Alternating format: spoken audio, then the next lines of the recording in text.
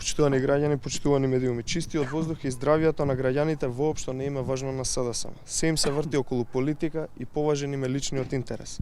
СДСМ и Зоран Заев се најлицемерни кога гледаат дека највеќе губат на анкетите. СДСМ и Заев, обидувајќи се фирмата Еко Клуб, Битола и целиот скандал да го префрлат на штета на ВМРО ДПМН, испадна дека истата таа фирма Еко Клуб, Битола земала милионски суми од тендери од владата на СДСМ.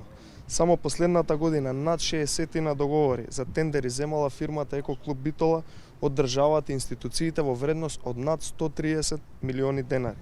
Јавното предпријатие за државни патишта, Министерството за одбрана, Министерството за здравство и многу други институции кои биле дел од институциите кои доделувале тендери на фирмата Еко Клуб Доел Битола. И малите деца знаат дека не сме тендер да биде доделен без да знае Заев или некој од СДСМ. Сите знаат дека во владењето на СДСМ однапред се знае секој тендер на која фирма ќе биде доделен. Каде е одговорноста на Заев и функционерите на СДСМ што при вакви наводни докази за криминал даваат тендери на истата таа фирма која обвинуваат за сериозна вмешаност во криминал со троењето на граѓаните?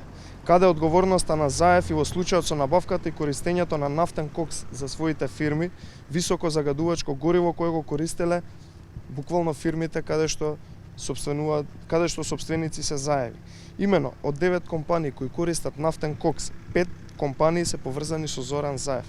Само во месец февруари 2019 година увезени се 42.000 тони нафтен кокс во државата или сликовито, тоа се вкупно 2.000 шлепери кои што се согорени, а загадените материи, односно согорените материи се испуштени во воздухот. Очигледно, бизнисот на Заеви и на СДСМ е ставен пред здравјето на граѓаните.